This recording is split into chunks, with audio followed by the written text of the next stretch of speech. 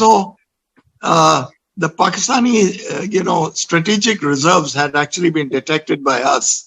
And if you know what that means, it's like a whole corps moving. So roughly, in terms of personnel, it would be about 55,000 armed personnel with all their various equipment like tanks, guns, fuel, FOL. Everything was moving towards the Dera Baba Nanak area. And that was supposed to be a war to break through Chicken Neck and get into the road so as to cut off Srinagar. So it was actually the support that was to be provided to the Pakistanis for the break-in that they had already commenced, and they had successfully entered India. But our retaliation was very swift, followed by, accompanied by air attacks like mine. And therefore, they were beaten back. And this strategic arrival of the strategic reserves was a bit late. And therefore, catching them unawares was really our good luck and good fortune, because after that, several missions from 222 Squadron came, hit that place, and also hit Dera Baba Nanak. So it was in this mission, I must say here, just quickly add that after 49 years, a colonel, a brigade major who looked for me for 49 years, finally found me as a brigadier and had well retired and was about 80 or is about 85 years old. And when he found me, he wrote an email and gave an extract of what he shouted out over his RT to his personnel. And he said, "Ye banda to aaj mar gaya, 3 attack kiya hai, aur ye heavy machine gun ko to pura silence kar diya." And that was the 3rd attack in which I was hit. So I can now continue with the story. I got hit, and at low level, high speed, my aircraft was an involuntary turn to the left, whereas we had to turn right. So I was actually entering deeper into Pakistan. And then my aircraft caught fire. There was no way I could continue to sit in that aircraft. It was crippled. So I ejected. And my ejection was at low level, in a turn to the left. So I had injured myself. I could only use the firing handle on the left side because the stick was in my right hand and cross controls with full right rudder. And therefore, I injured my right ankle and my neck. And I ejected, parachute opened at treetop level, and I impacted the ground almost at the same time. In a moment, as though everything functioned and I hit the ground. That's what it seemed. And yes, immediately I realized that I was in a state of shock because I found myself in tall glass, injured and in pain. So, but there was no time to waste. So I quickly gathered my parachute, rolled it up, and hid it in tall grass, semi-buried. Then I buried my pistol and got hold of my survival pack, took out some chocolates because in Halwara, all the civilians had run away. So there were no cooks and there was no food being cooked except by few ladies, which included my wife, who stayed back, and they were cooking in the officers' mess, and food would come. But since missions were going out continuously, there was no time. And those days, there was no such a thing as, I don't think there were any free rations or breakfast in the cafeteria except what you brought from home. And since we were all locked in the base ops, there was no food coming. Whatever biscuits and other little things were available, we ate and went out for our missions. So that was the state in which I hit the ground. So I got hold of those chocolates from the survival pack, quickly ate some of it for some energy, for what was coming up. And after doing that, I started crawling to the east, towards the sun.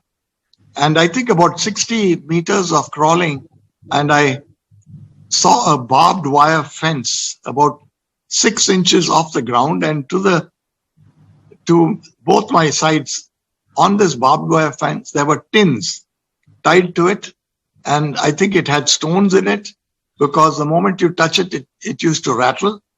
And that was an indication from my NDA training, which I realized that it's a minefield.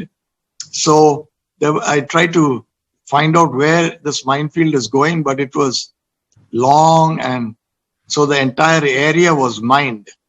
And there was nothing I could do but to then wait and crawl to the west. So I crawled towards the west, and when the grass cleared, I was directly in contact with another LMG post, which was underground and which had an iron sliding door. So I withdrew and came back into the tall elephant grass, waited there. Meanwhile, I could see 3 troops were sent out, khaki uniform, green helmets, and I knew I was across the border. So I had to lie down and hide. Meanwhile, the swelling of my foot increased and pain in the neck was also. Anyway, after 3 hours, at about 10:15, these soldiers who were looking for me ahead where my aircraft crashed, they had now turned around and they came up from the rear, pulled me up by the collar. And fortunately for me, there was a sergeant who was distinctly different from the other 2. And that Havaldar was actually a Baluch. And he's the person who really saved my life, because the Punjabi troops, they don't wait. They just put you up against the wall and get rid of you. But this Havaldar, even in the, ultimately when they caught me and pulled me up, they strip searched me. They took off my overall. I had Pakistan currency that was taken away. I had a cross with a chain, which belonged to my mother. That was also taken away. Then I was made to put on my overalls. My shoes had already been taken away. So walking bare feet, they took me into this underground shelter. There again, there were about 6 to 10 troops who were continuously moving around. And inside, there were at least about 6 of them at all times. And they were extremely agitated because we were firing on them. And we had already written off 1 heavy machine gun. So they were just, there was no officer. And I think, this is something that we should all understand, that in India, everything is led by officers and brave soldiers who follow a team. So there's definite teamwork. There was not a single officer on the front. For 2 hours I was there. The hand cranking phone was continuously being activated by the sergeant. The others were definitely very keen to, as they would say, isko vrach maro. That means isko burst maro and kill the fellow. Why are we keeping him? And that was the kind of conversation that was going on. Anyway, it was mentally a bit challenging because of complete uncertainty. You're blindfolded and your hands are tied. Your bare feet, only in overalls, bitterly cold, temperature -1.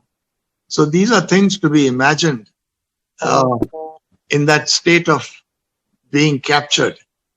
Anyway, after 2 hours, a jeep came, still no officer.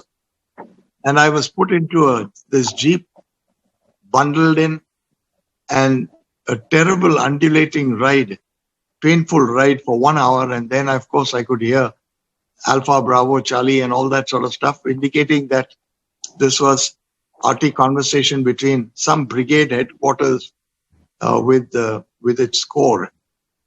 And here I was taken out of the jeep, put into another vehicle after 2-3 hours there. And by evening, late evening and night, I was dumped into a jail, which I later assessed was Gujranwala jail. So we had reached that jail just after sunset. It was dark. Everything was, as you know,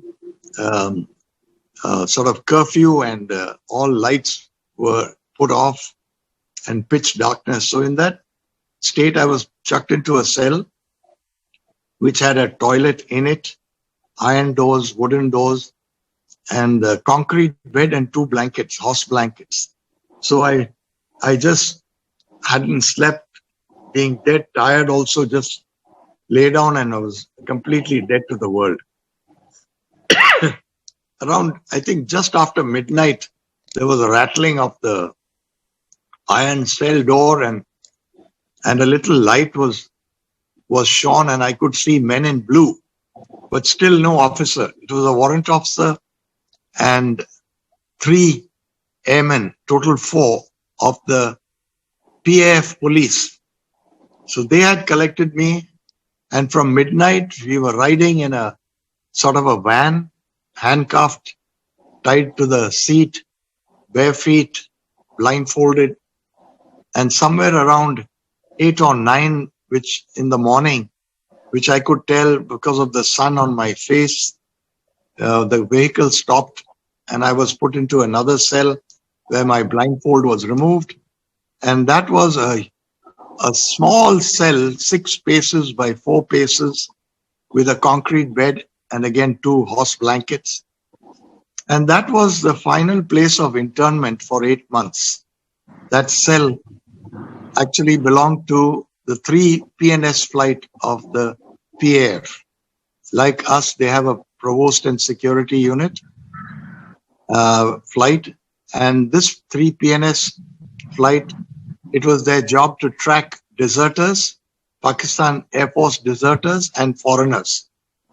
That was their main role. They were all in civilian clothes. So I was put into this cell and I remained there for 8 months. Now, in those 8 months, a lot of things happened, so I'll have to keep it short. So for the first 3 days, no food in that cell. 4th day, and of course, they harass you like anything. If you want to go to the toilet, they will not come on time, so you have to do things in your own cell and nobody cleans.